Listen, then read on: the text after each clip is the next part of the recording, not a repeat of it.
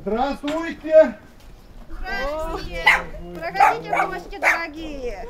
Не стесняйтесь! Встречать гостей хлебом солью в этом доме старинная традиция. Галина Литвинова угощает всем, что есть. Она не только накормит, но и научит своему любимому ремеслу – вышивке. Ну как у меня получилось? Хорошо, очень хорошо. Молодцы.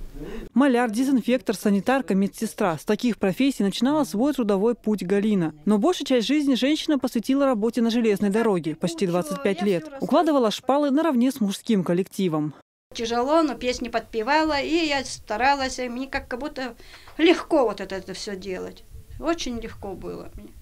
Еще ребята даже надо мной посмеялись, их было 7 мужиков, одна я среди них. И они говорят, это не баба, это, говорит, мужик. То же самое, то шпалы меняет, так и рельсы меняют с нами. В станице Галину Литвинову знают и любят. После выхода на пенсию она занялась художественной самодеятельностью и теперь выступает с народными песнями в Русском культурном центре. Она очень активная, обладает хорошим голосом. И приходит с удовольствием, поет. У таких богатых натур, конечно, есть чему научиться.